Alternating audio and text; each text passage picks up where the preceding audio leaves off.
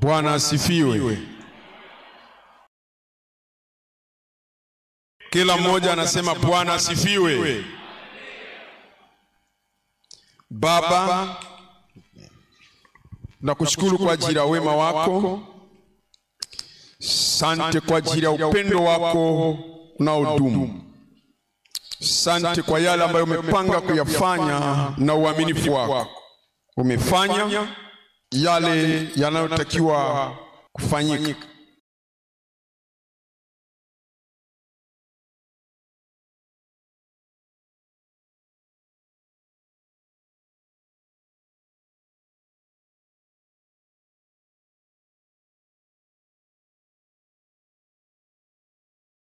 Bwana, tunaomba kwamba kama ambavyo umetuandaa na unatutuma,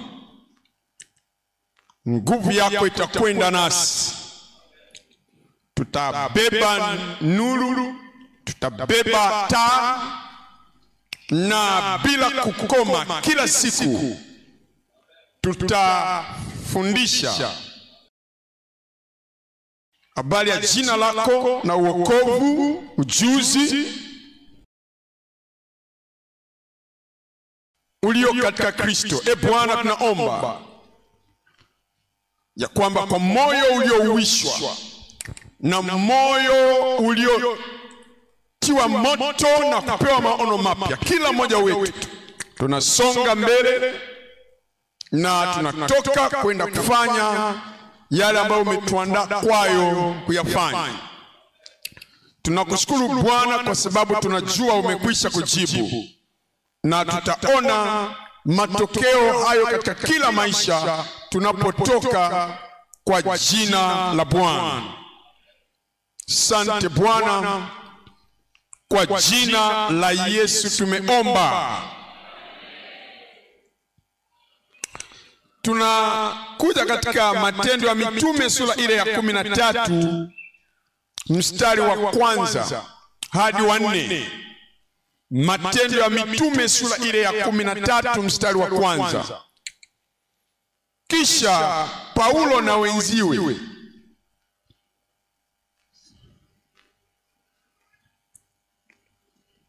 na huko Antiokia katika kanisa lilokuwako palikuwa na manabii na walimu, nao ni Barnaba na Simeoni aitwayo Nigeri na Lukio Mkereni na Maneeni aliyekuwa ndugu wa kunyonya wa mfalme Herodi na Sauli. Mstari wa 2. Basi hao walipokuwa wakimfanyia Bwana ibada na kufunga, Roho Mtakatifu akasema, nitengeni Barnaba na Sauli kwa kazi ile niliyowaitia. Mstari wa 3, ndipo wakiisha kufunga na kuomba, wakaweka mikono yao juu ya Barnaba na Sauli, wakawaacha waende zao.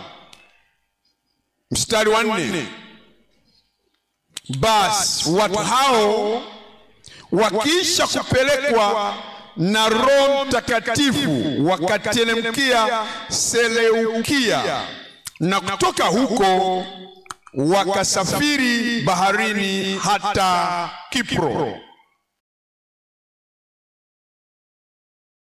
Bwana alikuwa amemwita kila mtu binafsi. Kristo alikuja kutuita katika toba, na kwa kadiri wengi walivyoitikia wito na ile toba, walipokea wokovu wa Bwana.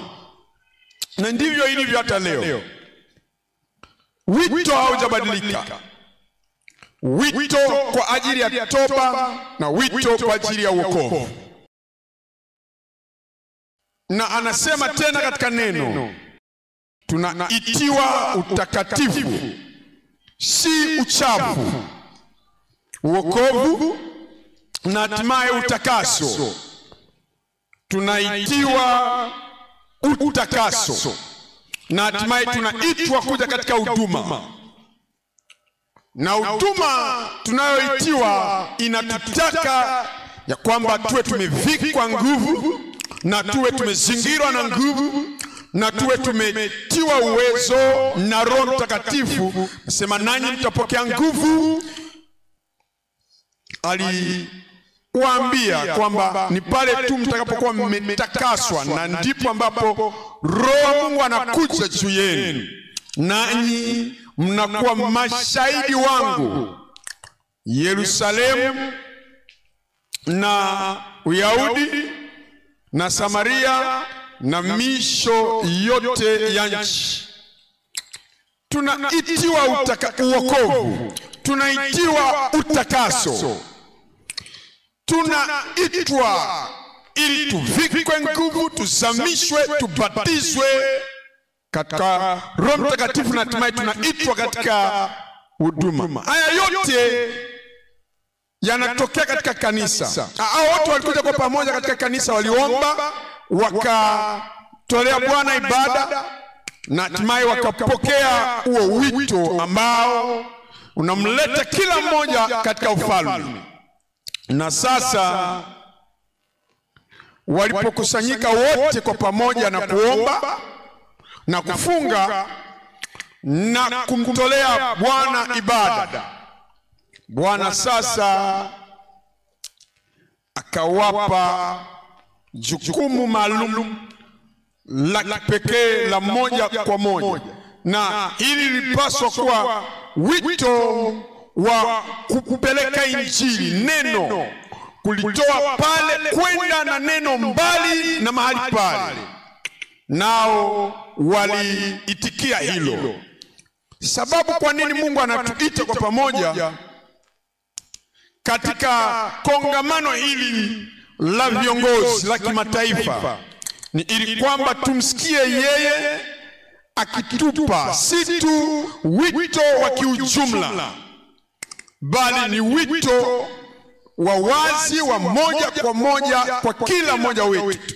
Naomba ya kwamba utasikia sauti na utaitikia na kujisalimisha kwa sauti hiyo kwa jina la Yesu.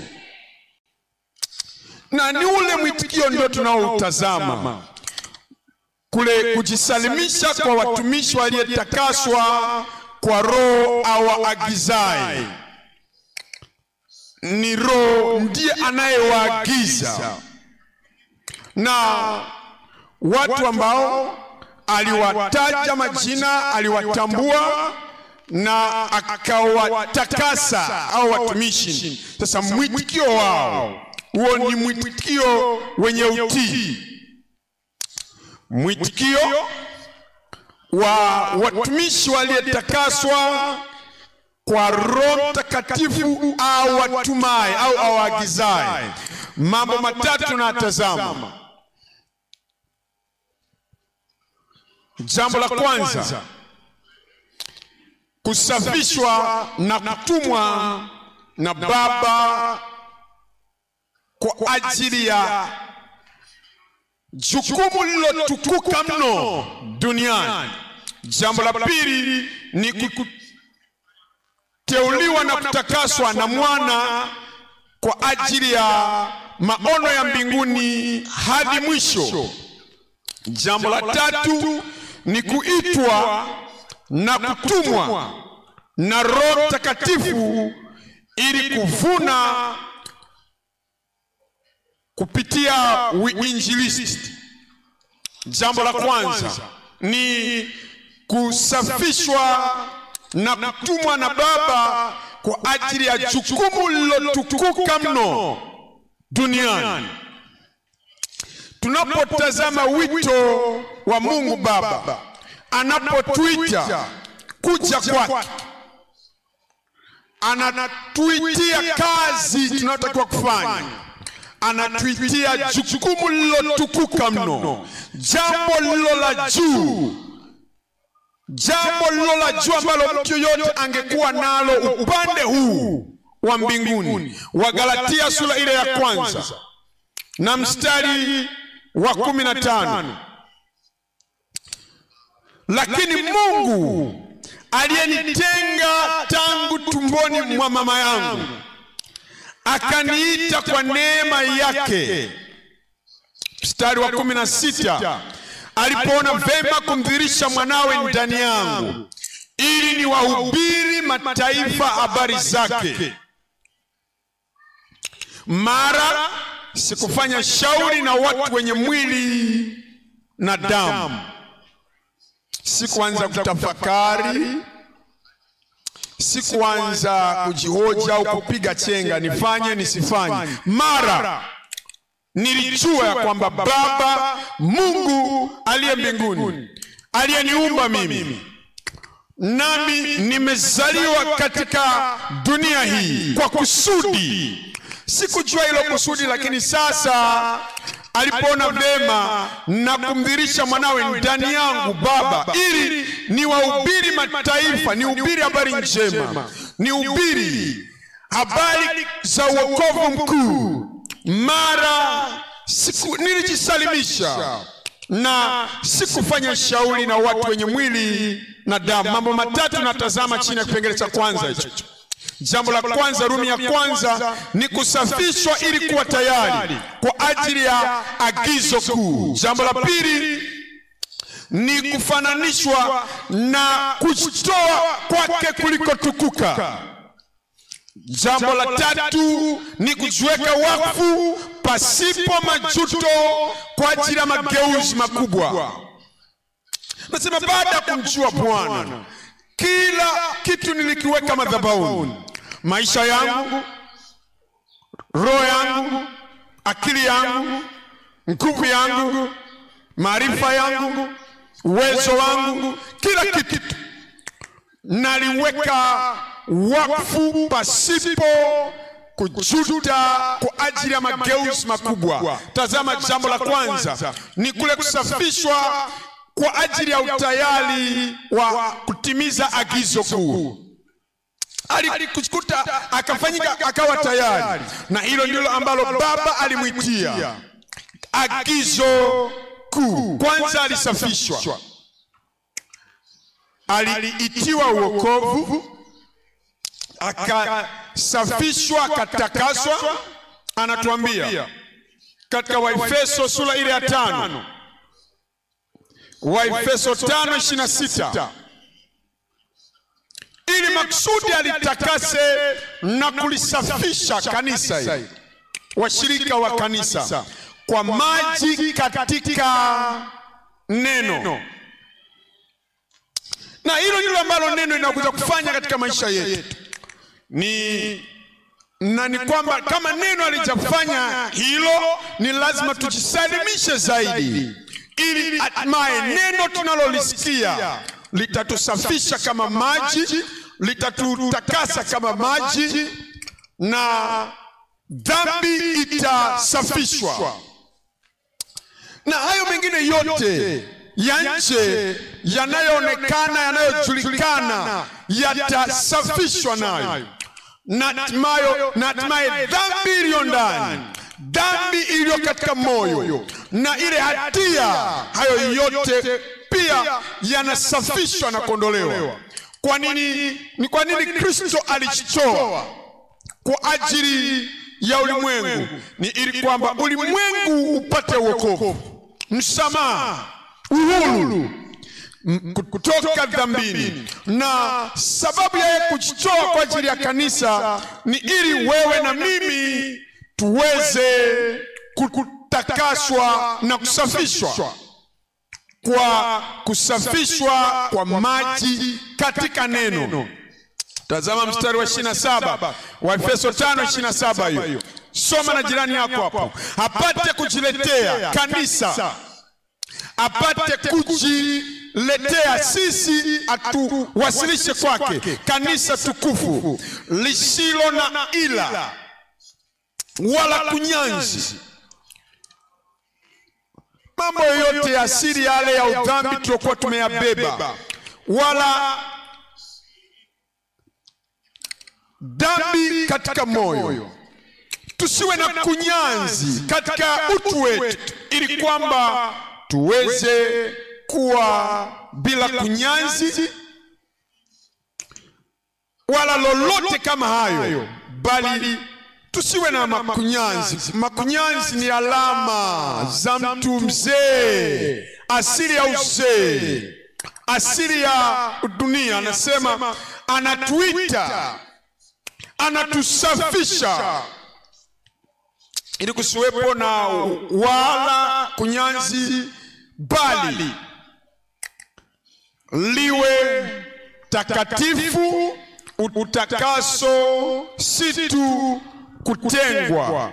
Utakaso ni kufanywa kuwa mtakatifu, mtakatifu katika moyo, na mtakatifu katika mawazo, mtakatifu katika akili, mtakatifu katika ufahamu wetu, ni kuwa mtakatifu katika fikra zetu.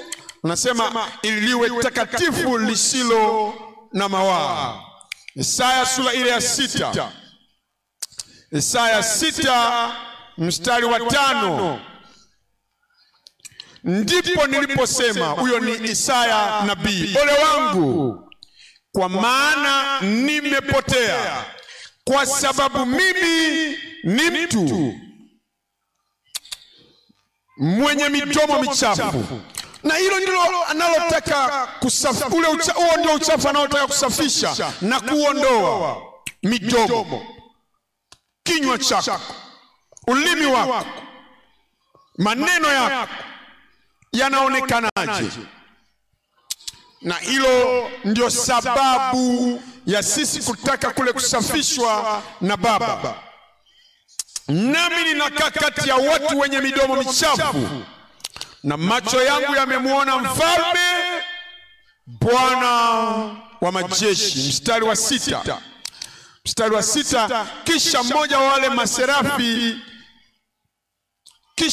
wale maserafi akaruka akanikaribia, naye alikuwa na kala moto mkononi mwake, ambalo alikuwa amelitwaa kwa makoleo toka juu ya madhabahu. Tazama mstari wa 7. Akanigusa kinywa changu kwa kaa hilo. Ulikuwa ni ujuzi wake binafsi. Wokovu ni ujuzi wa mara moja. Utakaso ni ujuzi wa unaokuja kwa mara moja kwa mtu binafsi.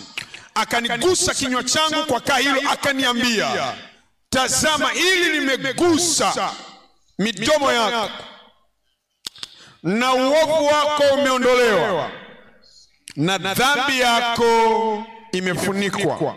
Ndipo baada ya hapo akawa na uokovu wa wazi na utakaso wa wazi, ambao sasa tunaona kwenye mstari wa 8. Kisha nikasikia sauti ya Bwana akisema, ni mtume nani?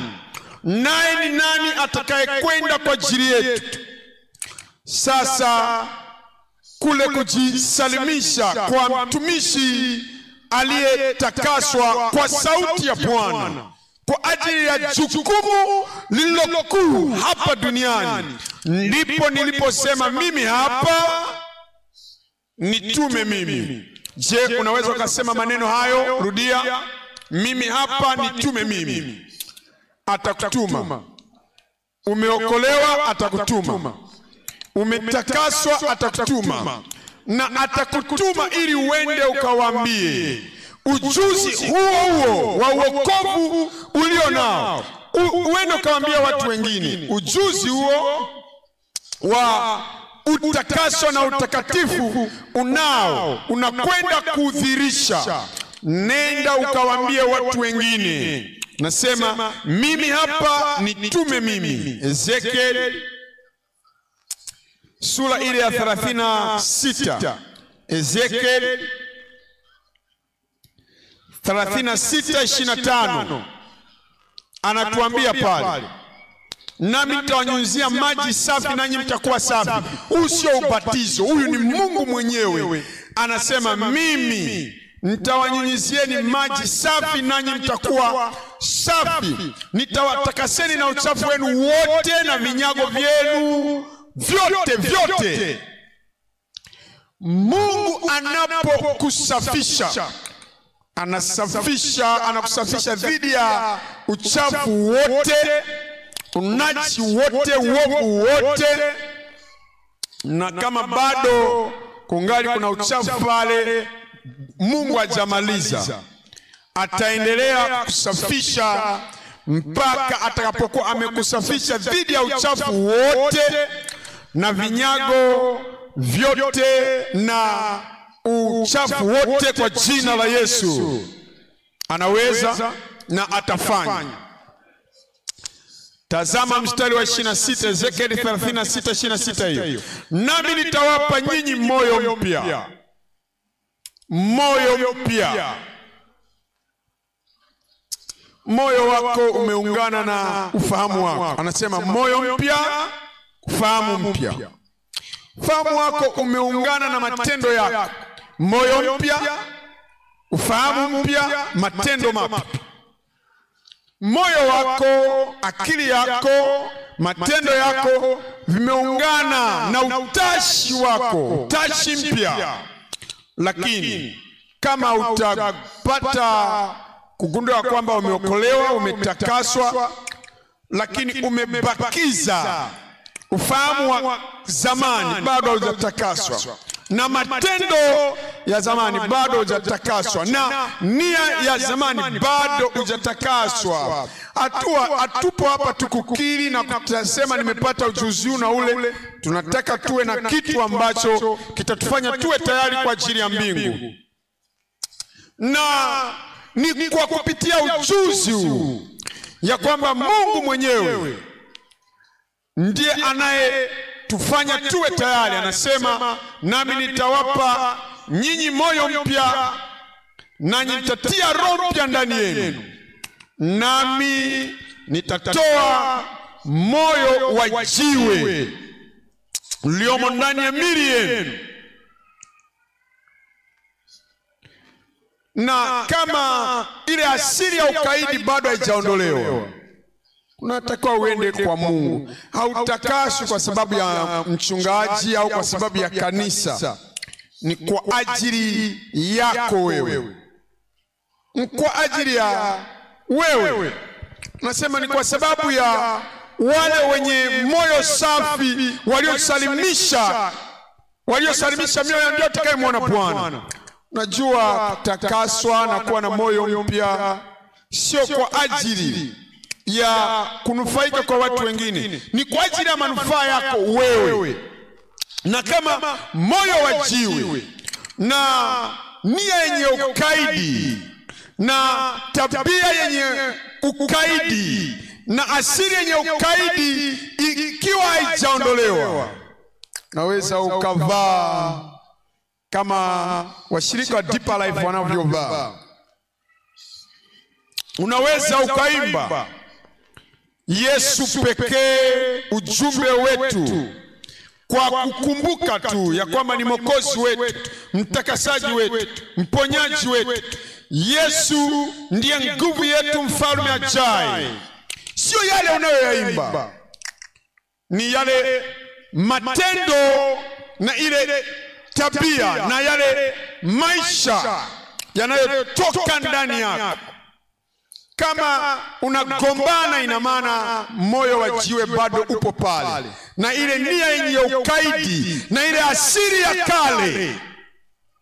Kabla kuzaliwa mara ya pili, daima tulikuwa tukisema, tukimwambia Baba hapana. Tulikuwa tukiwakatalia walimu na wahubiri, tulikuwa tukibishana nao.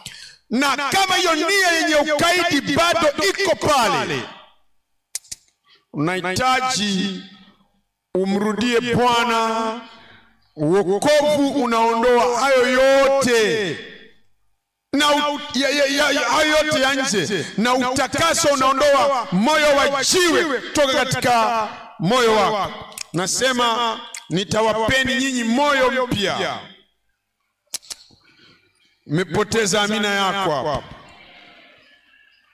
Natazama pengele Rumi ya pili hapo kwenye pengele cha kwanza, Rumi ya pili, kufananishwa na kujitoa kwake kuliko tukuka. Kujitoa kwake kuliko tukuka. Mungu amejitoa kwa ajili ya jambo. Hebu chunguza ni jambo gani. Kristo amejitoa kwa ajili ya jambo. Chunguza ni jambo gani. Roho Mtakatifu amejitoa kwa ajili ya jambo. Chunguza ni jambo gani hilo. Na anakutaka na wewe ujitoe kwa ajili ya, ujitoe kwa namna alivyojitoa yeye. Warumi sura ile ya 12 mstari wa kwanza. Warumi 12 mstari wa kwanza. Anatuambia, basi ndugu zangu waamini, wana wa kike na wa kiume wa Mungu, watu mliozaliwa mara ya pili hasa, basi ndugu zangu na wasii, kwa sababu ya yale yote ambayo ameyasema na kuyazungumza katika sura zote zilizotangulia, basi ndugu zangu na wasii kwa huruma zake Mungu, huruma zilizokuokoa wewe, huruma zilizokutakasa, huruma zilizokuponya, huruma zilizokubariki, kwa huruma zake Mungu itoeni sasa miili yenu iwe dhabihu iliyo hai, takatifu, moyo wako uwe mtakatifu. Sio mwili wako, sio moyo tu. Sio moyo wangu ni mtakatifu na kusikia, lakini moyo mimi siuoni, ila naweza nikauona mwili wako, naweza nikaona macho yako, naweza nikaona mtazamo wako. Unapomtazama mtu kwa kumshusha, naweza nikaona, lakini moyo wako siwezi kuuona. Unasema moyo wangu umesafishwa, siuoni moyo, nauona mwili. Naona mahali ambapo miguu yako inaenda, naona hilo. Naona lile ambalo mikono yako inafanya, naona hilo. Naweza nikaona hilo, namna ulivyomsukuma yule kwa bega lako, naona hilo. Mwili wako, viungo vyote vya mwili wako unaviwasilisha kwa Bwana kwa dhabihu iliyo hai, takatifu, ya kumpendeza Mungu. Ndio ibada yenu yenye maana, ibada yenu yenye maana. Kama mikono yako haikubaliki na Mungu, lolote unalolifanya kupitia mikono hiyo halikubaliki kwa Mungu.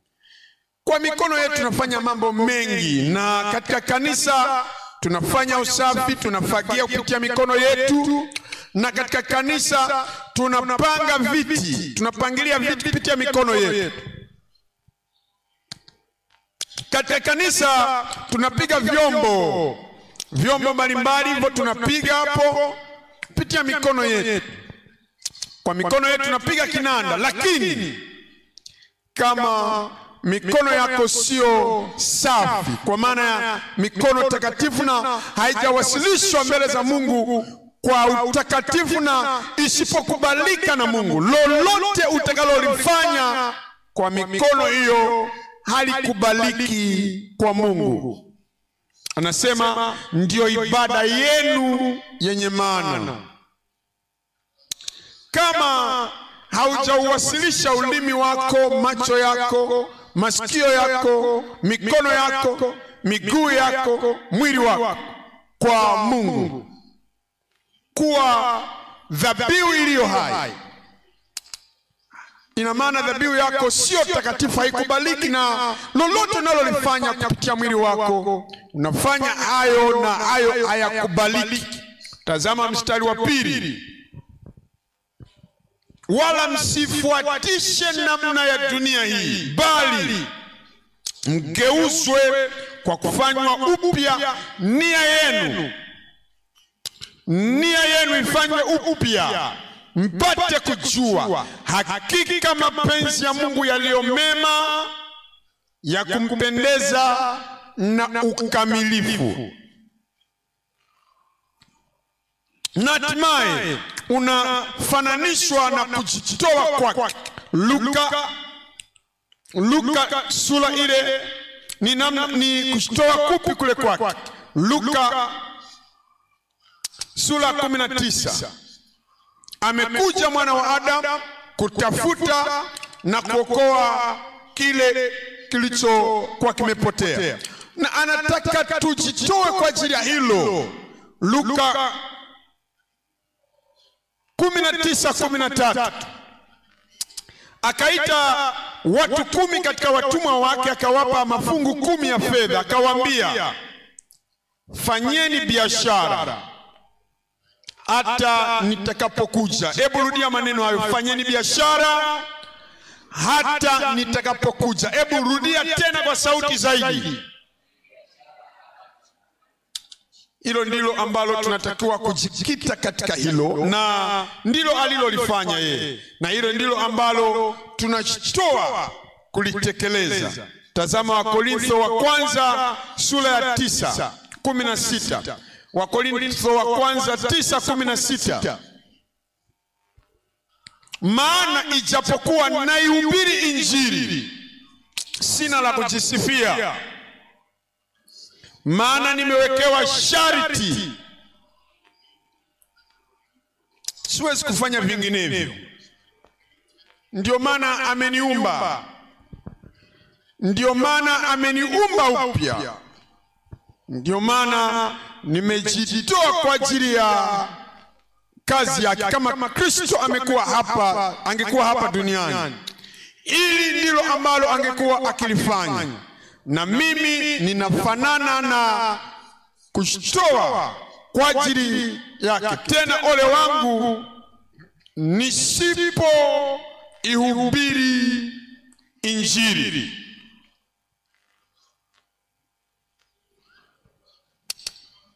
Kama ningekunyoshia kidole na kama ningesema ole wako kama hauihubiri Injili, baadhi ya watu wanaweza wakaondoka na wakasema, mchungaji sasa anaanza kutulaani, anasema ole wako kama uhubiri Injili. Lakini sasa tafadhali, hebu zingatia hili. Sio Petro aliyemwambia Paulo kwamba ole wako, wala sio Luka wala waye yote yule aliyemwambia Paulo ole wako. Yeye mwenyewe alisema ole wangu. Alitamka laana juu yake, nisipo nikikengeuka na kutoka katika wito wa Mungu na kutoka katika sababu ya yeye kuniweka duniani. Kama nitaendelea tu na kukimbizana na mambo ya ubatili ya maisha, mambo ambayo haukutakiwa kuwa nayo na kuyamiliki nalo kwa sababu yoyote ile, kwa sababu unatafuta kule kutukuzwa na kuwa maarufu na kuwa na mafanikio, kwa sababu unatafuta fedha, unatafuta lolote liwalo hilo huko nje, na unakimbizana na hayo mambo ya ubatili ya maisha haya, na unaacha ujumbe wa Injili. Paulo mtume anasema, kama mimi nitafanya hivyo, ole wangu. Na kila mwamini aliyemaanisha, aliyekusudia, anajua kwamba tumetakaswa na lazima tufanane na kule kushtoa kwake. Hilo ndilo tunalojiambia, ya kwamba kama nitakengeuka, kama nitaacha na kuweka moyo wangu na nguvu zangu na talanta yangu katika kulijenga dunia badala ya kujenga ufalme wa Mungu, ole wangu. Lakini Mungu nashukuriwe, kwa sababu Paulo mtume hakukengeuka, na wewe hautokengeuka.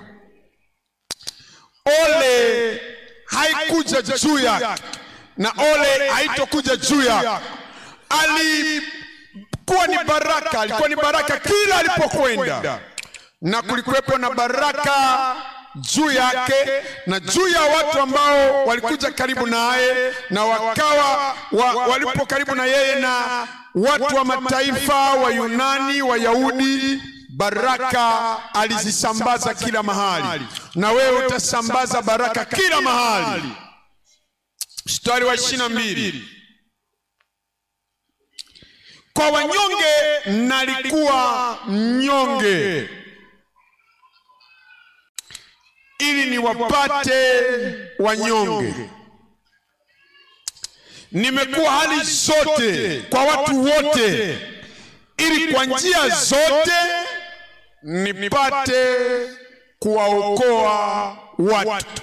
Tazama pengele Rumi ya 3 hapo, ni kujiweka wakfu pasipo majuto kwa ajili ya mageuzi makuu. Kujiweka wakfu pasipo majuto.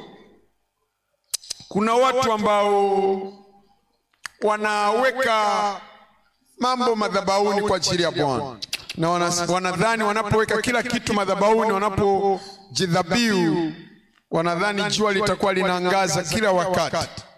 Sema, ninapoweka kila kitu madhabahuni kwa ajili ya Mungu, kila mtu atakuwa akiwaambia, wanadhani kila mtu atakuwa akiwaambia Bwana asifiwe, Bwana asifiwe kwa ajili ya wewe. Je, wewe ndio kaka fulani fulani, wewe ndio dada fulani dada fulani, kwa tabasamu tumesikia habari zako.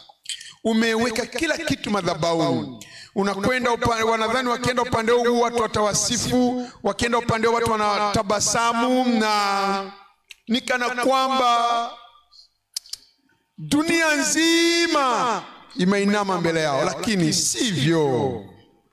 Kuweka kila kitu madhabahuni haina maana utaendelea kuishi ukiwa unalala kwenye kitanda chako chenye maua mazuri. Kuna kuweza kuwepo na miba katika ile njia. Kutakuwepo na changamoto na mateso katika ile njia. Kunaweza kuwepo na kuteswa katika ile njia. Na kwa sababu hiyo baadhi ya watu wanajuta kule kujiweka wakfu kwao, wanajutia. Sikutarajia itakuwa hivi. Kwa nini haukujua? Yesu anasema kutakuwepo na mateso, kutakuwepo na upinzani. Kuna watu ambao watakwambia bondoa kinywa chako hapa, usiongee na mimi, na unashangazwa na unaanza kumrudia Mungu. Kama ndivyo ilivyo, basi mimi sidhani nataka ujiweka wakfu tena.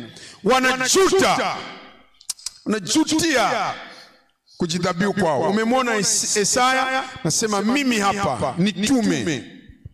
Je, alijikuta kwenye kitanda kizuri tu? Hapana. Unajua historia, unajua ni nini kilichomtokea Isaya. Manase alimuona, alimkata mwisho wa siku Isaya. Na Yeremia Mungu alimuita. Je, ilikuwa tu ni hali shwari? Hapana, alikuwa na changamoto. Ndio maana aliitwa nabii aombolezaye. Ezekia alitoa kila kitu kwa ajili ya Bwana. Je, ilikuwa ni shwari kila wakati? Hapana. Kisoma zile sura ya 24 pale kwa upekee, utaona kilichomtokea. Lakini bado hakujutia. Hosea, Mungu alimuita. Je, alikuwa tu ni furaha? Soma zile sura 3, unagundua nini kilichomtokea. Danieli, Meshaki, Shadraka na Abednego walisalimisha kila kitu kwa Bwana. Je, walijikuta wamelala kwenye kitanda tu kizuri? Hapana. Ni hao watu walijiweka wakfu pasipo kujuta. Na mitume wa Bwana katika Agano Jipya, mesoma visa vyao. Mesoma sura ya 4, sura ya 5 ya Matendo ya Mitume. Umesoma mambo yote yaliyowatokea. Sura 16 ya Matendo ya Mitume. Alikuwa ni shwari? Hapana. Lakini walijiweka wakfu pasipo majuto kwa ajili ya agizo. Tunatazama Matendo ya Mitume, Matendo ya Mitume 14 mstari wa kwanza. Matendo ya Mitume 14 mstari wa kwanza. Ikawa huko Ikonia wakaingia pamoja katika sinagogi la Wayahudi, Na kwa vile walivyonena, walinena kiasi ambacho kundi kubwa la Wayahudi na la Wayunani wakaamini. Tazama mstari wa 2. Walakini Wayahudi wasioamini wakawatayarikisha watu wa mataifa na kuwatia nia mbaya juu ya ndugu.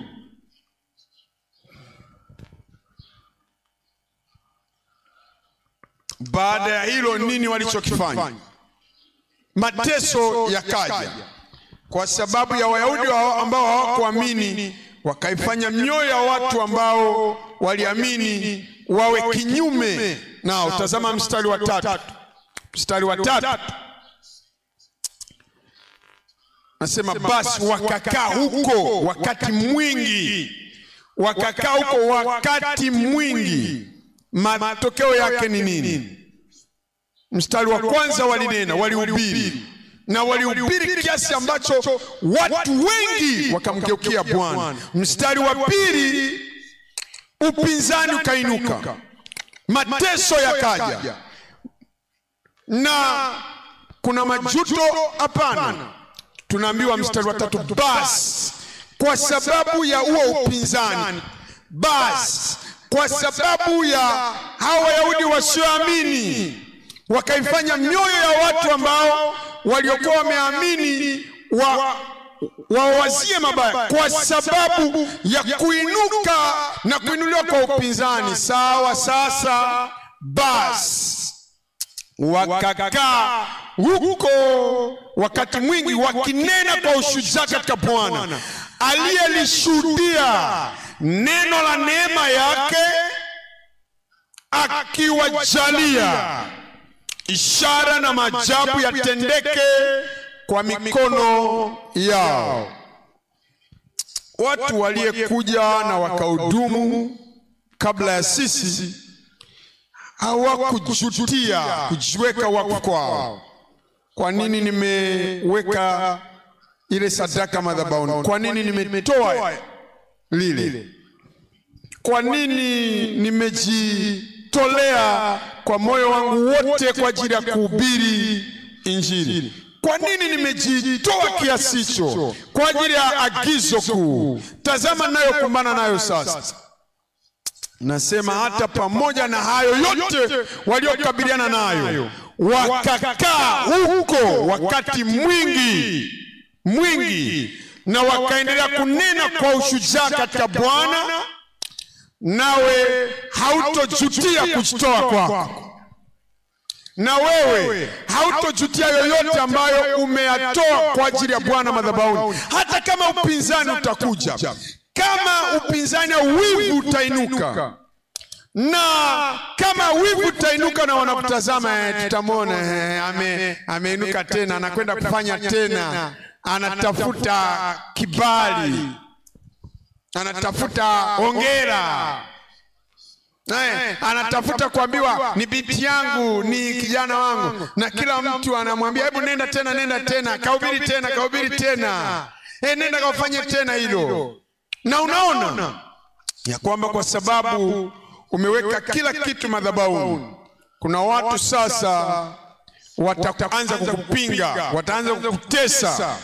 Unalotakiwa kufanya ni bado kuchunguza maeneo yote ya maisha yako, na mambo ambayo bado haujaweka madhabahuni unasalimisha madhabahuni. Basi wakakaa huko wakati mwingi wakinena kwa ushujaa katika Bwana aliyelishuhudia neno la neema yake, akiwajalia ishara na maajabu yatendeke kwa mikono yao. Elewa, walikuwa na mikono safi, kwa hiyo ishara na ajabu vilitendeka kwa mikono yao.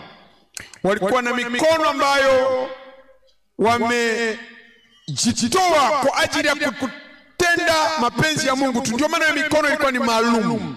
Kulikuwepo na ishara na maajabu kwa mikono yao. Matendo ya Mitume sura ile ya 15.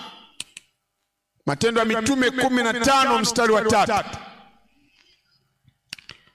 Basi wakisafirishwa, wakiwa katika safari yao na kanisa, wakapita kati ya nchi ya Foinike na Samaria, wakitangaza habari za kuongoka kwao mataifa, wakawafurahisha ndugu sana. Natazama sasa kipengele cha pili. Kipengele cha pili ni kuteuliwa na kutakaswa na mwana kwa ajili ya maono ya mbinguni hadi mwisho. Maono ya mbinguni hadi mwisho. Kuteuliwa, kuchaguliwa na kutakaswa na mwana. Tumeona yale ambayo Baba ameyafanya. Tunaona yale ambayo mwana sasa anayafanya. Na hatimaye akawapa maono ya mbinguni hadi mwisho. Matendo ya Mitume sura ile ya 9. Matendo ya Mitume 9:15. Lakini Bwana akamwambia, nenda tu, kwa maana huyu ni chombo kiteule kwangu, alichukue jina langu mbele ya mataifa na wafalme na wana wa Israeli. Chombo kiteule. Sura ya 27. Sura 27:16.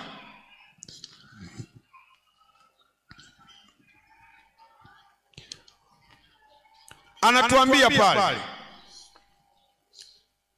26:16 anatuambia pale, Matendo ya Mitume 26:16, lakini inuka usimame kwa miguu yako, maana nimekutokea kwa sababu hii, nikuweke wewe uwe mtumishi na shahidi wa mambo haya uliyoyaona na mambo ambayo katika hayo nitajidhihirisha kwako. 17, nikikuokoa na watu wako na watu wa mataifa ambao na kutuma kwao. Mstari wa 18, wafumbue macho yao na kuwageuza waiache giza na kuielekea nuru, waziache na nguvu za shetani na kumwelekea Mungu, kisha wapate msamaha wa dhambi zao na urithi miongoni mwao waliotakaswa kwa imani iliyo kwangu mimi. Mstari wa 19, kwa hiyo Mfalme Agripa, siku ya asi yale maono ya mbinguni. Mambo matatu tunatazama kwenye kipengele chetu cha pili. Rumi ya kwanza, kutakaswa na kudhibitiwa na maono ya mbinguni.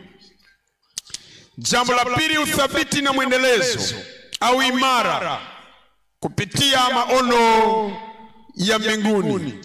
Jambo la tatu ni kuteswa bali kuendelea na maono ya mbinguni. Jambo la kwanza ni kutakaswa na kudhibitiwa na maono ya mbinguni. Tunaambiwa katika sura hiyo tuliyoisoma tayari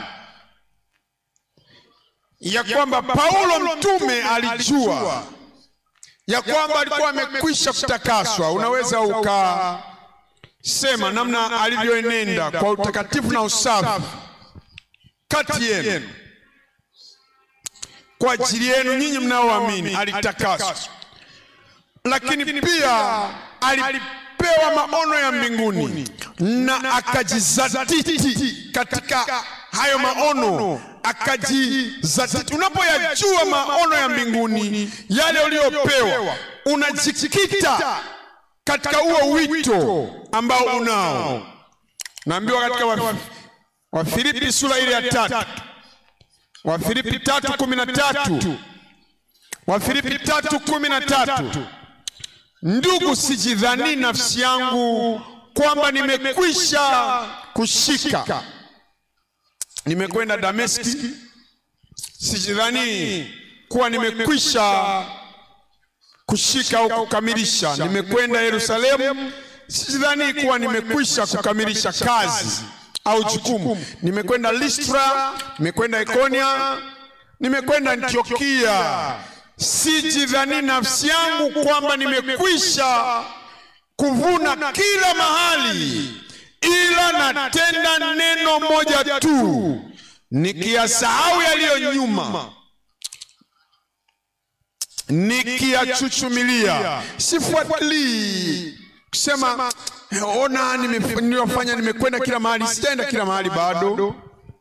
Na anasema jambo moja hili tu ndio nalolifanya, nikiyasahau yaliyo nyuma, nikiyachuchumilia yaliyo mbele. Yale yaliyo nyuma yamekwisha kutokea, na yaacha hayo katika mikono ya Mungu. Lakini sasa nakaza mwendo. 14 hiyo, nasonga mbele. 14 hiyo, nakaza mwendo nifikirie mbele ya thawabu ya mwito mkuu wa Mungu katika Kristo Yesu. Ni nini ambacho umekifanya hapo zamani? Yaacha hayo katika mikono ya Mungu. Kuna jambo la kufanya leo, hebu fanikisha hilo. Kuna jambo la kufanya kesho, songa mbele.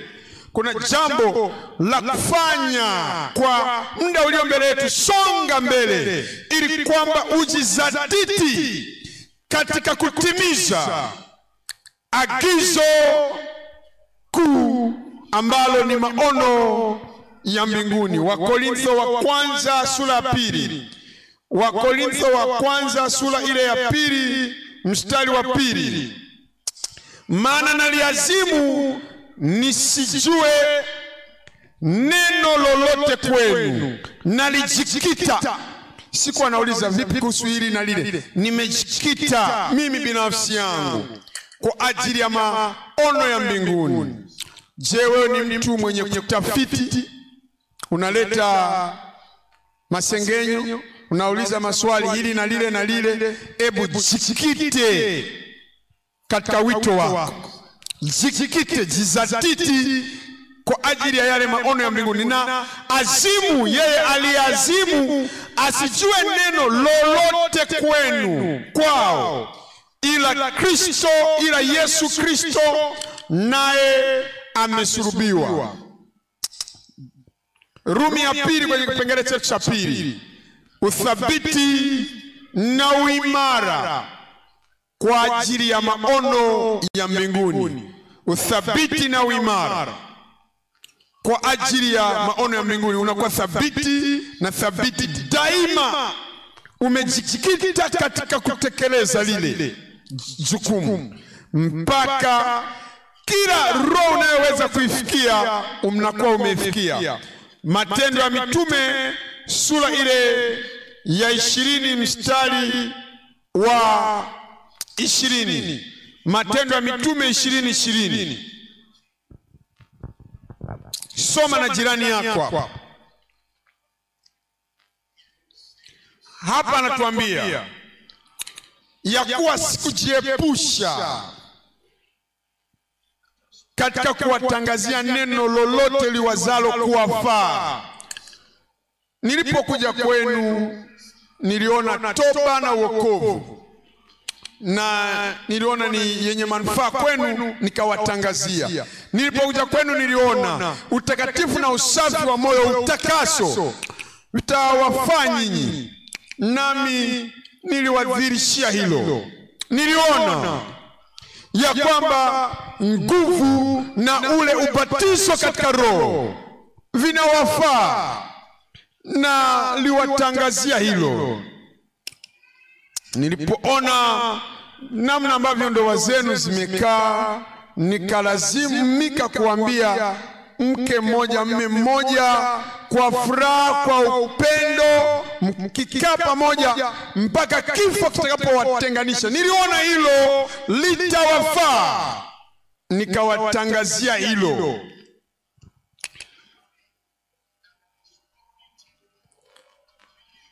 Ya kuwa sikujiepusha katika kuwatangazia neno lolote liwezalo kuwafaa, bali naliwafundisha wazi wazi na nyumba kwa nyumba.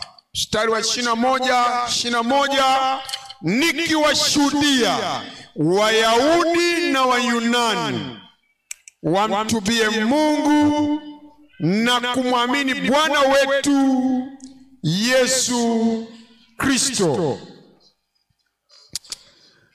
Anatuambia katika sura ya 17, Matendo ya Mitume 17 na mstari wa 30, anatuambia basi zamani zile za ujinga Mungu alijifanya kama zioni, bali sasa anawaagiza watu wote wa kila mahali watubu. Kwa nini? Tazama mstari wa 31, kwa maana ameweka siku atakapowahukumu walimwengu kwa haki kwa mtu yule aliyemchagua, naye amewapa watu wote uthabiti wa mambo haya kwa kumfufua katika wafu. Amemfufua kutoka katika wafu. Mitume walikuwa thabiti, walijizatiti kwa yote ambayo Bwana aliwapa kuyahubiri, na hilo ndilo ambalo Bwana anakuitia wewe, na katika hilo utakuwa thabiti.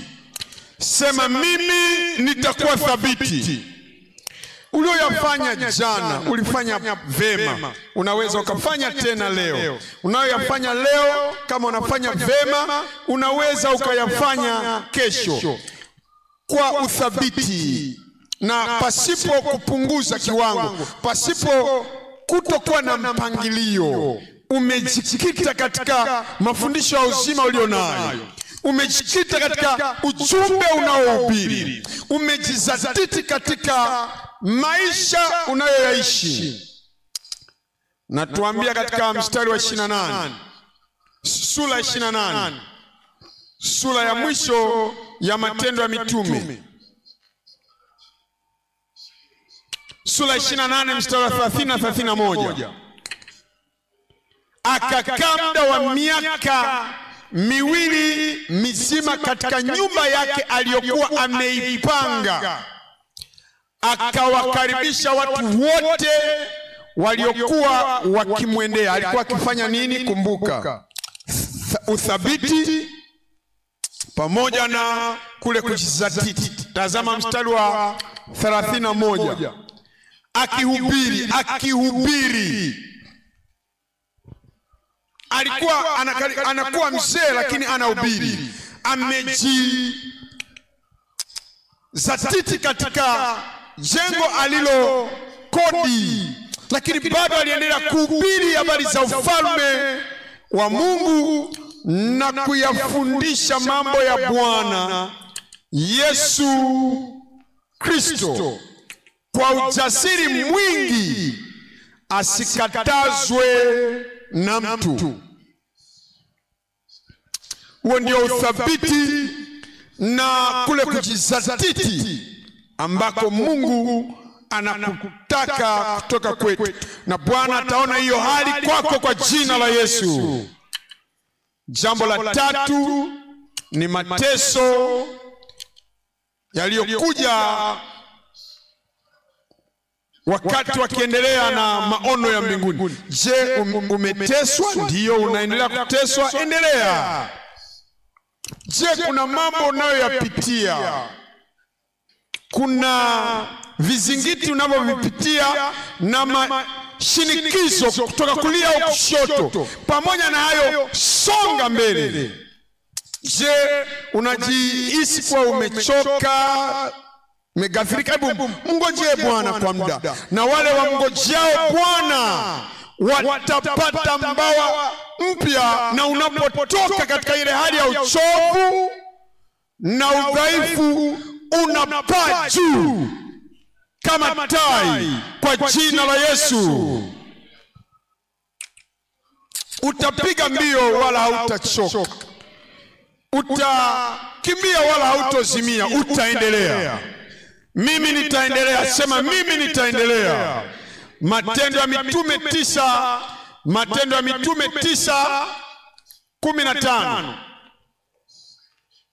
Lakini Bwana akamwambia, nenda tu, kwa maana huyu ni chombo kiteule kwangu, na nitamhudumia, wala hautovunjwa, wala wewe hautovunjwa. Wewe ukiwa kama chombo hautovunjwa wala hautolia. Wewe kama chombo hautofanywa kuwa usiyefaa, wala hautowekwa kando kwa jina la Yesu. Anasema ni chombo kiteule kwangu, na ana alama na ulinzi na usalama wa mbinguni juu yake. Unapojua kwamba ni chombo kiteule, wewe sio mtu tuliyejiotea. Wewe sio mtu uliyejisukuma mwenyewe kuingia katika huduma. Wengine wanaweza kufanya hivyo. Na mtazama Samueli akujisukuma mwenyewe. Na muona Elia anasema napenda kufanya hivyo. Hapana. Elia au Ezekieli napenda kufanya wanayoyafanya. Hapana. Ni kwa sababu mkono wa Mungu ulikuwa juu yangu na alikuwa amenichagua. Na kwa sababu hiyo nasimama. Kwa sababu hiyo mimi ni thabiti. Na kwa sababu hiyo mimi ninaendelea. Utaendelea kwa jina la Yesu. Maana huyu ni chombo kiteule kwangu, alichukue jina langu mbele ya mataifa na wafalme na wana wa Israeli. Tazama mstari wa 16. Maana nitamwonyesha yalivyo mengi yatakayompasa kuteswa. Si tu kwamba atateswa, yalivyo mengi yatakayompasa nitamwonyesha. Ni mangapi yatakayompaswa kuteswa kwa ajili ya jina langu? Ndio maana alishikilia lile agizo kuu lililokuwa ni maono ya mbinguni. Alijua atakayotokea, mateso yatakayomfuata, lakini yalikuwa na makusudi. Waraka wa pili wa Timotheo sura ya 2 mstari wa 9. Nami katika hiyo nimeteswa, nimeagizwa, lakini ninateswa. Alijua na alikubaliana na hilo. Kasema si mapenzi yangu kwenda gerezani, lakini mapenzi yako yatimizwe. Hayakuwa ni mapenzi yake kutaka kwake. Hakufurahia kusalitiwa na ndugu wa uongo. Si mapenzi yangu bali mapenzi yako. Hakuna anayefurahia kupigwa mawe na kuachwa na karibia kufa. Si mapenzi yangu bali mapenzi yako yatimizwe. Na kwa sababu alijua ya kwamba hii ilikuwa ni sehemu ya wito, nasema nami katika hiyo nimeteswa, hata kufungwa kama mtenda mabaya. Lakini neno la Mungu halifungwi. Nasema jambo moja nitahakikisha kwamba linafanyika, niwe nimefungwa, niwe gerezani, hivi vyote havitolifunga neno. Wanaweza wakafunga mikono yangu, hawatazuia mdomo wake, bado atatamka ya kwamba hii ndiyo njia, enenda katika hiyo njia. Tunaambiwa katika Timotheo wa pili sura ya 4 mstari wa 6.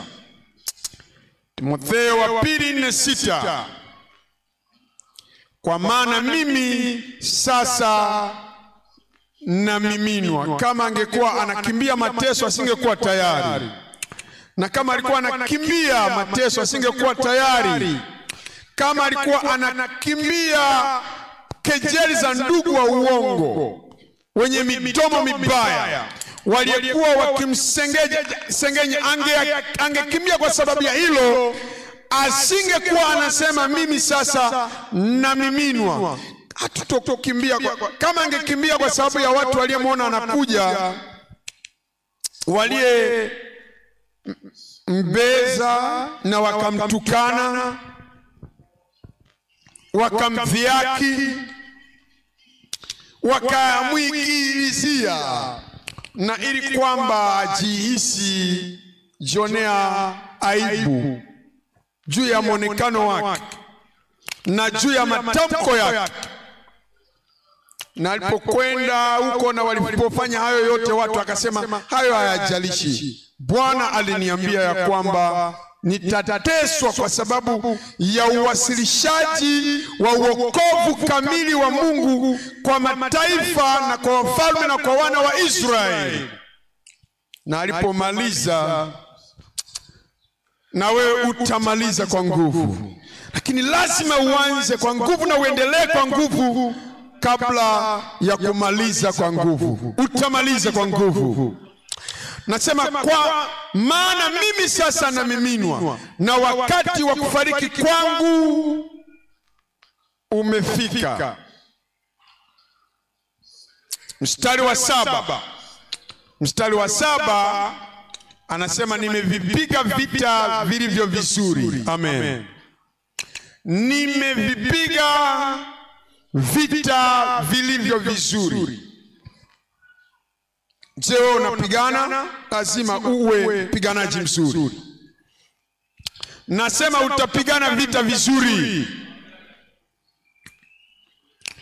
Unapokuwa unahubiri habari njema, unataka kumpata huyu mwenye cheo, umtoe katika mikono ya shetani. Na kuna mjumbe wa shetani pale karibu unapohubiri, na anaanzisha mapigano. Sisi hatuanzishi mapigano, lakini mapigano yakianza lazima tupigane vita vizuri. Na huyu mtu alikuwa anajaribu kumrubuni huyu kiongozi mkuu, na hayo ni mapigano, lazima tupigane. Na kwa sababu hiyo wakaweka kando mahubiri kwanza, na sasa Sauli akapigana hadharani. Unajua baadhi ya mapigano lazima yawe hadharani. Shetani anakuleta wewe kwenye uwanja, na analeta watu wake katika ule uwanja wa mapigano, na baada ya kuruhusu wewe uendelee uhubiri kwa utaratibu, anaanzisha mapigano, na wewe ni lazima uitikie. Usikimbie, usimkimbie, pigana vita vizuri. Na anasema pale, alimwambia mwana wa Ibilisi wewe, alimwambia adui wa haki, alimwambia mradi ambao alihusika nao, je, hautokoma? Hautoacha kupotosha njia ya Mungu, na wewe kuanzia leo hautoona. Hayo ni mapigano, ni vita hiyo. Je, alihukumiwa kwa sababu ya vita ya aina hiyo? Hapana. Hapana. Hiyo ni sehemu ya wito wake.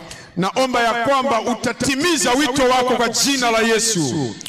Anasema nimepigana na hayawani kule Efeso. Hayo ni mapigano, ni vita, lakini ni vita vizuri. ili kwamba neno la Mungu liweze kupenya kwa wepesi vita vizuri. Nasema nimevipiga vita vilivyo vizuri, mwendo nimeumaliza. Utamaliza mwendo. Utamaliza mwendo vizuri. Na yote uliyoitiwa kuyafanya utayafanya hadi mwisho kwa jina la Yesu. Nasema imani nimeilinda. Imani nimeilinda. Alidumu na imani. Imani waliokabidhiwa watakatifu mara moja. Tazama mstari wa 8. Mstari wa 8, baada ya hayo nimewekewa taji ya haki. Taji ya haki. Na hiyo taji itakuwa ni yako, ambayo Bwana mhukumu mwenye haki atanipa siku ile. Wala si mimi tu, bali na watu wote. Bali na nani?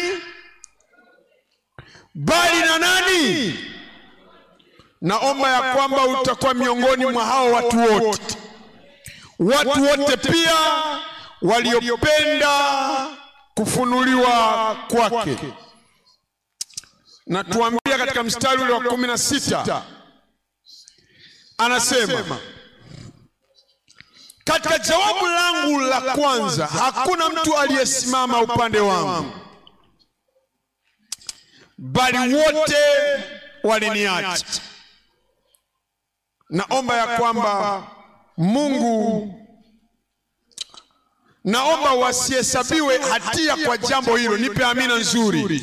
Mstari wa 17, lakini Bwana alisimama pamoja nami akanitia nguvu. Bwana atasimama pamoja nao. Atasimama kando yako na atakutia nguvu ili kwa kazi yangu. Ndio maana Mungu alimtia nguvu pamoja na yale mateso. Katika yale mateso, ili kwa kazi yangu ule ujumbe utangazwe kwa utimilifu, hata wasikie mataifa yote, nami nikaokolewa katika kinywa cha simba. Amen. Unaporudi nyumbani, unarudi katika huduma hasa uinjilisti na kulijenga kanisa. Simba yoyote atakayekuja katika njia yako, Bwana atawaondoa. Simba hawakuweza kumtafuna Danieli. Hakuna simba atakayeweza kukula wewe. Utakwenda kutoka katika nguvu hata nguvu. Utakuwa thabiti. Utakuwa mtu uliyetakaswa, uliyejikita na uliyejizatiti katika maono ya mbinguni, na utaendelea. Sema, mimi nitaendelea. Upo wapi? Mimi nitaendelea. Tazama mstari wa 18. 18, Bwana ataniokoa na kila neno baya. Amen. Nipe amina nzuri.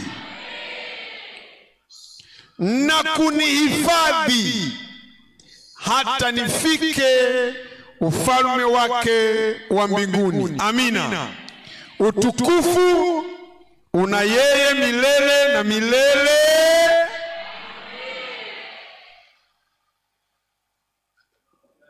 Bwana atakuhifadhi. Natazama mbele na itazamia siku ile ambayo utakuwa umemaliza kila kitu ambacho Mungu amekukabidhi kumaliza, na anakuita kuja juu, anakuita kurudi nyumbani. malaika watasimama kwenye gwaride wakikukaribisha, na furaha yako itakuwa ni kuu, na taji lako litakuwa ni kubwa, na nyota zitakuwa ni nyingi kule mbinguni kwa jina la Yesu. Natazama kipengele cha 3 sasa, kuitwa na kuagizwa na Roho wa Mungu ili kuvuna kwa ajili ya mashamba yenye mavuno kupitia uinjilisti. Tumeona wito wa Baba, kuitwa na kutumwa na Baba kwa ajili ya jukumu lililotukuka mno duniani. Tumeona jambo la pili, wito wa Mwana, kuteuliwa na kutakaswa na Mwana wa Mungu kwa ajili ya maono ya mbinguni. Sasa tunatazama wito na kutumwa na Roho Mtakatifu katika mashamba ya mavuno kwa ajili ya uinjilisti. Natazama Matendo ya Mitume 13. Matendo ya Mitume 13 mstari wa 2. Basi hawa walipokuwa wakimfanyia Bwana ibada na kufunga, Roho Mtakatifu akasema, nitengeni Barnaba na Sauli kwa kazi ile niliyowaitia. Mstari wa 3. Ndipo wakiisha kufunga na kuomba, wakaweka mikono yao juu yao, wakawaacha waende zao. Mstari wa 4. Basi watu hao wakiisha kupelekwa na Roho Mtakatifu wakateremkia Seleukia, na kutoka huko wakasafiri baharini hata Kipro. Tunatazama mambo matatu katika kipengele chetu cha 3. Rumi ya kwanza, kuvikwa na kujazwa na Roho Mtakatifu. Jambo la pili ni kuratibiwa na kusimamiwa na Roho Mtakatifu. Jambo la 3, ujasiri na kutiwa nguvu na Roho wa Mungu. Tazama, jambo la kwanza ni kuvikwa na kuzidishiwa au kutiwa nguvu na Roho wa Mungu. Kama Roho wa Mungu ndiye anayetuzingira, anayetuvika nguvu, anayetufunika, anayetuvika nguvu kutoka nje, kwa nje na ndani.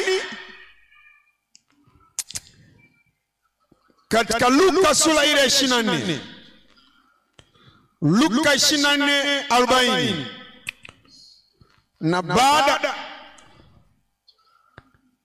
Luka 24:49 pale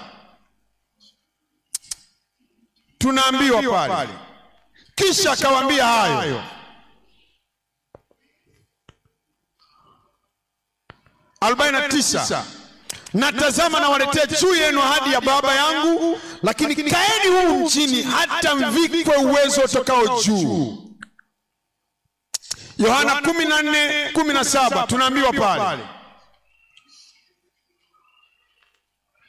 anatuambia ndiye Roho wa kweli ambaye ulimwengu hauwezi kumpokea, kwa kuwa haumuoni wala haumtambui, bali nyinyi mnamtambua, maana anakaa kwenu naye atakaa ndani yenu. Atakaa nanyi, anakufunika, anakuvika, anakuzingira, na atakaa kwenu. Utafulika kwa huyo Roho kwa jina la Yesu. Matendo ya Mitume 13. Matendo ya Mitume 13 na mstari wa 8. Lakini Elima yule mchawi, maana ndiyo tafsiri ya jina lake.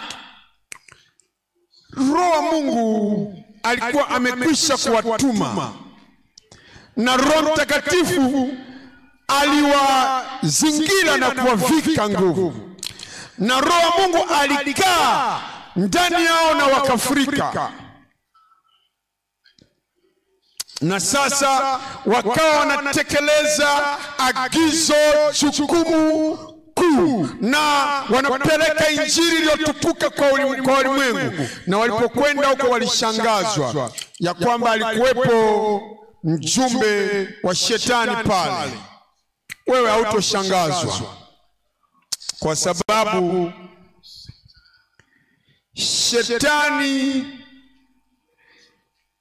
watu waliojazwa na waliofunikwa na shetani wanahudhuria tu kanisani.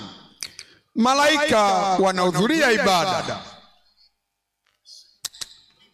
na ndio maana anataka wanawake wajifunike, kwa sababu ya malaika wanaokuja katika ibada. Watu waliofunikwa na mapepo, watu ambao ikiwa na shetani wanakuja kanisani nao. Unapohubiri, wapo wanaokaa pale wanalipokea neno, kunywa lile neno la Mungu, lakini kuna mtu hapo ambaye amefunikwa na shetani, adui wa haki,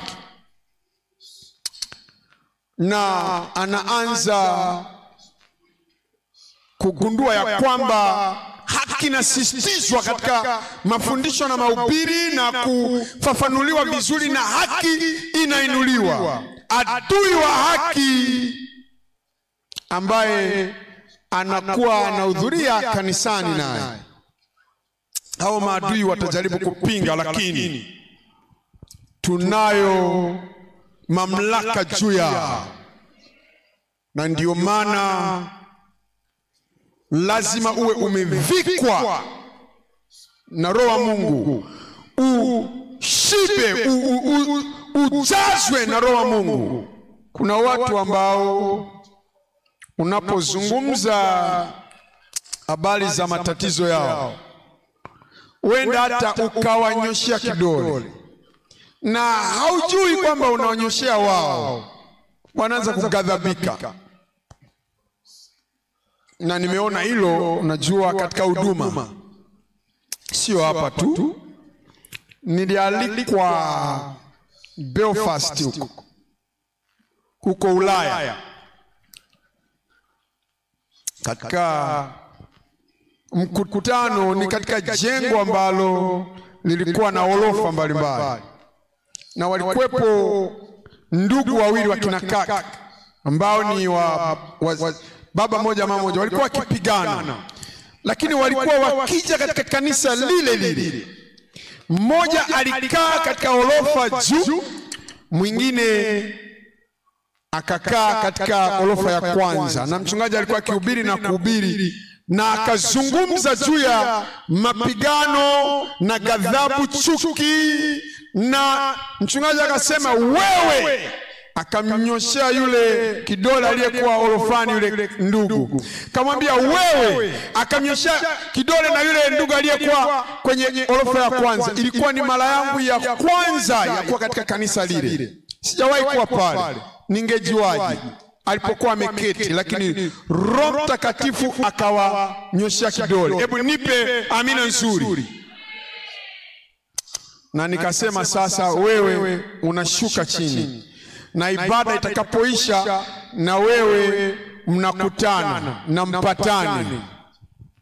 Haikuwa ibada mahali ya Deeper Life, ilikuwa ni kanisa lingine, nilikuwa nimealikwa kwenda kuhubiri. Lakini Bwana na Roho Mungu mwenyewe alifanya hivyo. Utavikwa na Roho Mtakatifu na utajawa na Roho Mtakatifu. Hebu na nirudi nyumbani sasa. Hapa nyumbani Lagos nilikuwa nikihubiri, ningejuaje kwamba yule mtu alikuwepo katika kutaniko lile, na nilisema sasa kwamba wewe kama ni Mkristo, wewe ni muamini, lazima utumie fedha zako vizuri, na hilo likawa ni jambo jema pa kuanzia. Lakini nikasema sasa una kiasi cha fedha, nikakitaja na nikasema unatumia kiasi hiki hivi na hivi na hivi, na sasa fedha hiyo yote imekwisha. Tubu, unatumia fedha vibaya. Na nikaendelea na ule ujumbe na tukaomba, na nikapokea barua baada ya ule mkutano, na yule akaniandikia na kaweka jina lake, akasema, mchungaji, tafadhali unaweza ukanisaidia au unipe. Akataja kiasi cha fedha ambacho mchungaji alikuwa amekitaja kwenye mkutano. Kwa hiyo mchungaji akasema, samahani, sina kiasi hicho cha fedha. Akasema, sawa, unajua kuhubiri kwamba kuna mtu alikuwa na kiasi hiki cha fedha hivi na hivi na hivi, ametumia hivi. Sasa nimekuambia nipe fedha na hauna. Na sasa nikakumbuka nilichokuwa nimehubiri, nikanyamaza. Yule bwana sasa alikuwa tayari kupigana vita vibaya. Mimi nimefanya mapigano yangu katika mahubiri yangu, hapo sipigani tena. Nipe amina nzuri.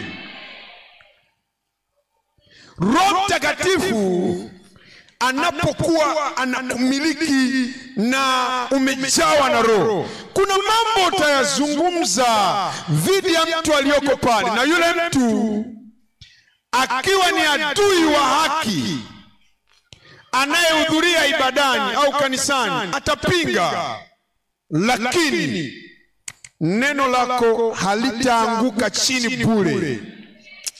Tazama mstari wa 9. Lakini Sauli ambaye ndiye Paulo, akijaa Roho Mtakatifu, akamkazia macho. Atutazami chini mbele ya maadui wa haki. Kwa nini unaangalia chini? Unaogopa? Wewe ni mnyonge, wewe ni dhaifu. Mtazame. Unaona moto kwenye macho yao, watazame.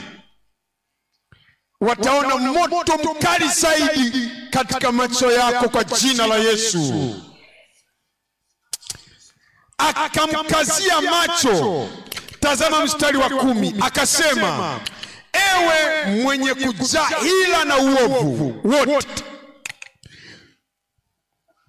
mwana wa Ibilisi, adui wa haki yote, wachi kuzipotoa njia za Bwana zilizonyoka. Tazama mstari wa 11, basi sasa angalia, mkono wa Bwana ujuu yako, nawe utakuwa kipofu, usilione jua kwa muda. Mara kiwi kikamwangukia na giza,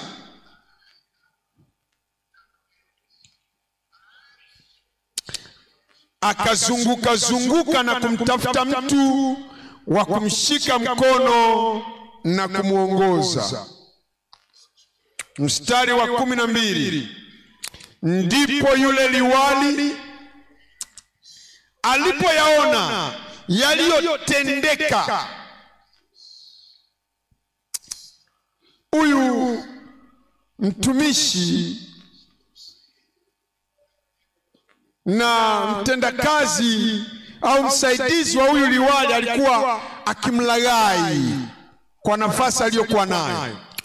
Lakini sasa nguvu zaidi ikaja katika ule mji.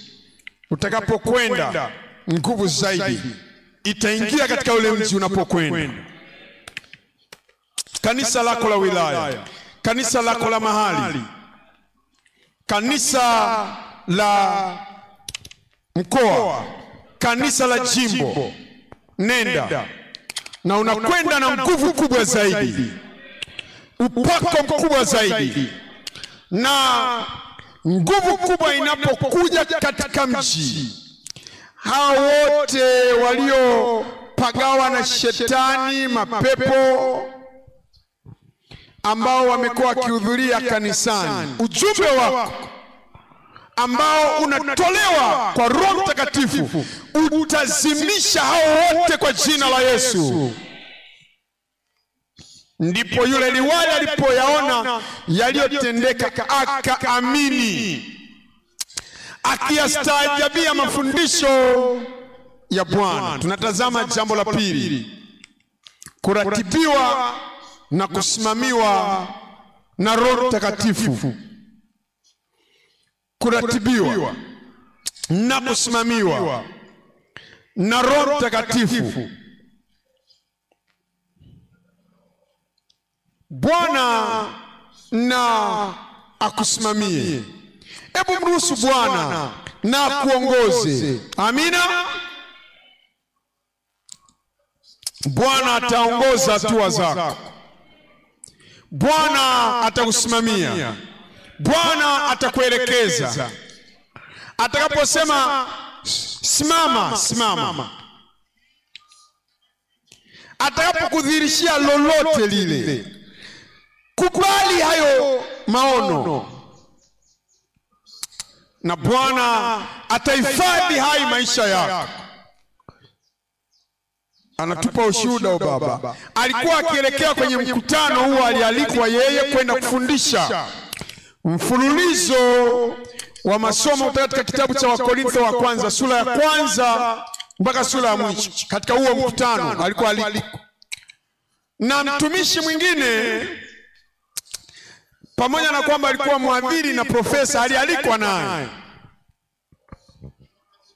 Na pia alikuwepo na mwanafunzi mojawapo aliyekuwa katika kile chuo ambaye naye alialikwa katika ule mkutano. Watatu wao kwa pamoja katika lile kundi, mchungaji na profesa na yule mwanafunzi. Alikuwa yungali ni mwadhiri wakati ule katika University of Lagos pale. Na usiku mmoja kabla ya kusafiri, walitakiwa kusafiri asubuhi yake. Usiku ule Bwana alimfunulia eneo ambalo kutakuwepo na ajali, na aina ya ajali itakavyokuwa, na namna ambavyo ile ajali itatokea, isipokuwa tumeomba. Kwa hiyo mchungaji akaomba na akamwambia Bwana, tuhifadhi. Na walipokuwa wakielekea kule, mchungaji alikuwa amejawa na jumbe za kwenda kuhubiri katika sura wa Korintho wa kwanza. Kwa hiyo mchungaji alikuwa amejaa jumbe na anasema Bwana tuhifadhi. Na yule profesa alikuwa akiendesha lile gari, na hakuambia lolote lile, alikuwa amekwisha kuomba. Na walipokuwa wakienda, walikuwa wanaelekea katika mji wa Benini, na kuna njia hiyo anayohitaji inaitwa Shagamu. Na katika eneo lile ambalo Bwana alimuonyesha katika ule ufunuo, ajali ile ikatokea pale. Gari ile kayumba tu namna ile na pale, lakini unajua nini? Hakuna dhara. Nasema hakuna dhara lolote. Na mchungaji, profesa na yule mtu mwingine wote tukahifadhiwa na tukalindwa.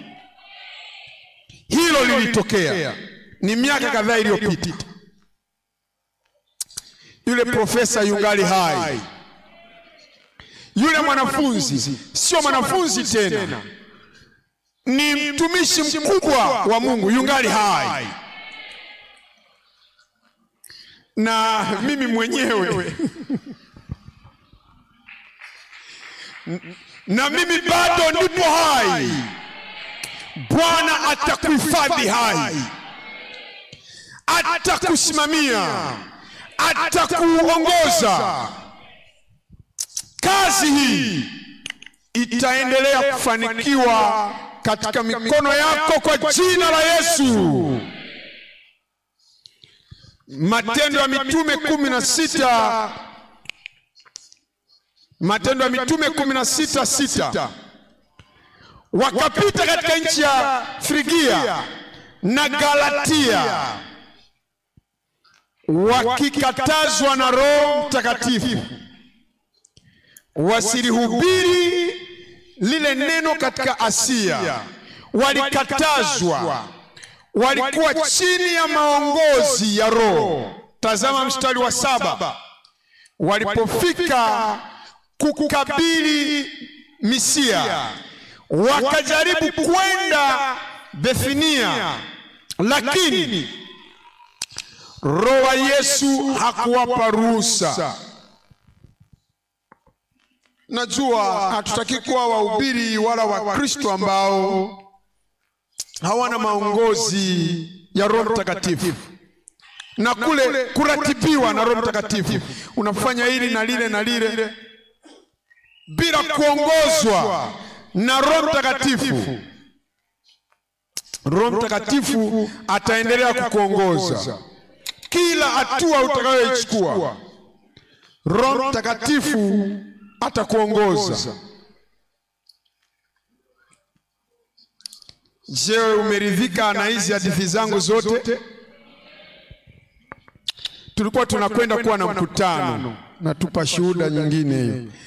Na ule mkutano tulikuwa tunakwenda kuita Yesu 78. Na mchungaji akaja akamwambia kila mmoja tutakuwa na ratiba hii maalum, Yesu 78. Usisafiri kwenda popote, baki kwa ajili ya mkutano. Kila mmoja lazima awe hapa. Na sasa mmoja wa wapendwa wetu, dada moja kasafiri. Nilikuwa nikihubiri hapa Lagos, sababu mkutano ule ulikuwa Lagos. Katikati ya mahubiri yangu nikasema, tazama hii. Nimesema usisafiri. Na kama utasafiri ukafika nyumbani na watu wako wakakufungia huko ndani,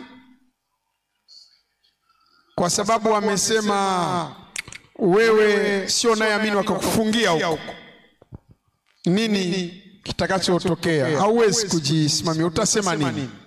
Nilikuwa nikihubiri hilo hapo Lagos. Na yule dada alipokwenda huko, alipofika nyumbani, walikuwa wamemwandaa mwanaume asiyeamini ambaye walitaka huyu dada olewe naye, na yeye akawa amewajia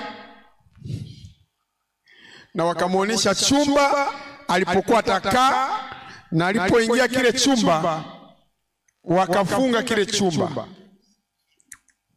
na ufunguo. Yule dada hakujua, yule kijana alikuwa ndani ya kile chumba. Alipoingia yule dada, wakafunga kile chumba na wakawaacha pale. Atahangaika kwa muda gani?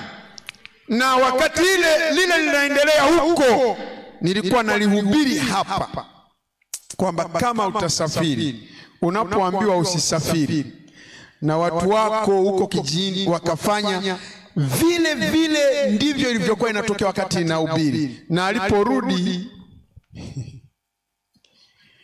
jambo la kuhuzunisha lilikuwa limekwisha kutokea, na wakawa wamemfanya kila kitu.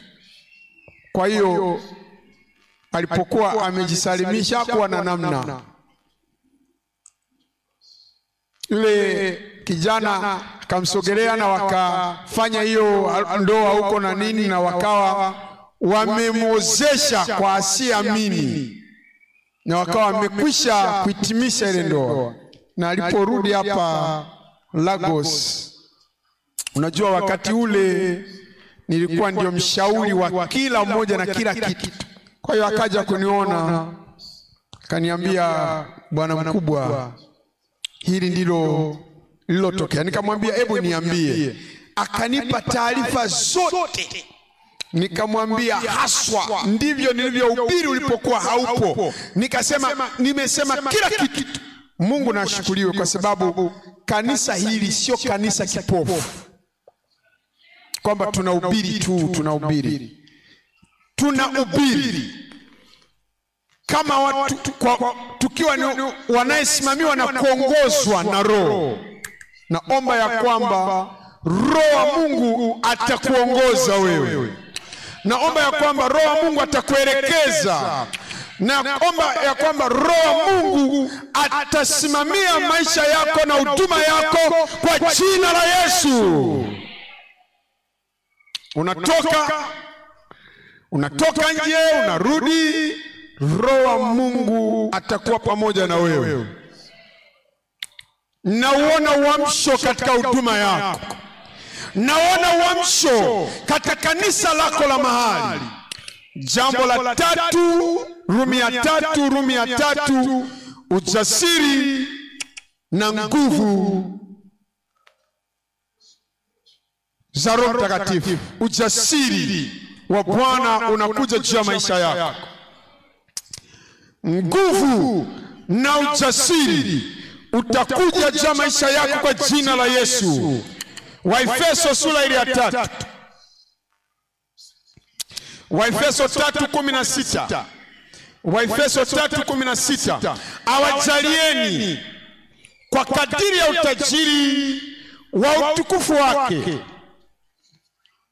kufanywa imara kwa nguvu kwa kazi ya Roho wake katika utu wa ndani. Amina. Mstari wa 17. Kristo akae mioyoni mwenu kwa imani, mkiwa na shina na msingi katika upendo. 18. Ili mpate kufahamu pamoja na watakatifu wote jinsi ulivyo upana na urefu na kimo na kina. 19. Na kujua upendo wake Kristo upitao ufahamu, kwa jinsi ulivyo mwingi, mpate kutimilika kwa utimilifu wote wa Mungu. Mungu anaongea na nani hapo? Kwa utimilifu wote wa Mungu. Amina. Utimilifu wote unakungojea wewe leo. Nguvu inakungojea wewe leo. Ujasiri unakungojea wewe leo. Na utu wa mgongo uliyetiwa nguvu unakungojea wewe leo. Najua Mungu atajibu maombi yako kwa namna kushangaza leo. Unaomba kwa ajili ya kujazwa kwa upya na Roho Mtakatifu. Roho yupo hapa kusimamiwa katika maisha yako na Roho Mungu. Roho Mungu yupo hapa. Ujasiri na kumtumainia Roho Mungu, hayo yote yanakungojea leo, na ule utimilifu na yale mafanikio na maendeleo ni kwa Roho Mungu tu anakungojea. Sasa utafanyika kuwa mtu mpya, utafanyika kuwa mwanamume mwanamke mpya. Madhaifu mbalimbali ya zamani yote yametoweka. Chombo katika mikono ya Bwana, chombo kiteule katika mikono ya Bwana. Haujawahi kuwaponya wagonjwa kupitia wewe. Uponyaji wa wagonjwa unaanza leo. Haujazoelea kutoa mapepo na kuwaweka huru walionewa. Unakwenda kuwa na utimilifu wa Roho wa Mungu, na itaanza na wewe leo. Haujawahi kuomba. Unajua unaomba, unataka kuomba, lakini unasinzia, unalala, baada ya dakika 5 hujui hata cha kusema. Roho wa kuomba atakuja juu yako leo.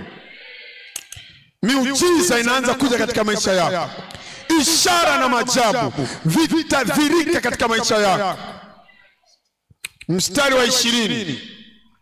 Basi mstari wa 20, twende pale. Basi muujiza wako utatokea lini? Sasa. Na ule utele na matoleo tele yataanza lini? Sasa. Ushindi wako unaanza lini? Sasa. Basi atukuzwe yeye awezaye kufanya mambo ya namna gani? Utamkuta Mungu kila mahali utakapokwenda. Basi atukuzwe yeye awezaye kufanya mambo ya ajabu mno kuliko yote wewe uyaombayo au kuyawaza, kwa kadiri ya nguvu itendayo kazi ndani yetu, ndani yako. Nguvu ndani yako, nguvu kila mahali. Nguvu inakutangulia, nguvu inakuja kutoka nyuma, nguvu chini ya miguu yako, nguvu juu yako. Nenda katika uwezo na nguvu, na urudishe shuhuda kutoka katika shamba. Inuka sasa, inuka sasa, na jiunge na hii nguvu. Kuna nguvu inatiririka. Chukua kifaa chako, chomeka. Nguvu. Wakati wa nguvu umewadia. Bwana anakusikia ukiomba. Inuka kwa miguu yako, ni wakati wa kuomba.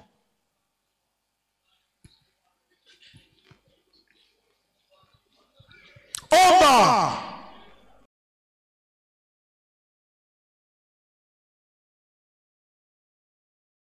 Roho Mtakatifu yupo tayari kwa ajili yako. Omba.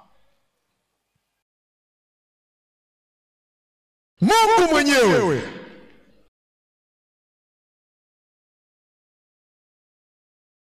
anakusikiliza. Basi atukuzwe yeye awezaye kutenda mambo ya ajabu, mambo makubwa, mambo tele yaliyo juu zaidi ya yote uyaombaye, kwa kadiri ya nguvu itendayo kazi ndani yako. Wakati wako umewadia. Omba na atajibu maombi yako.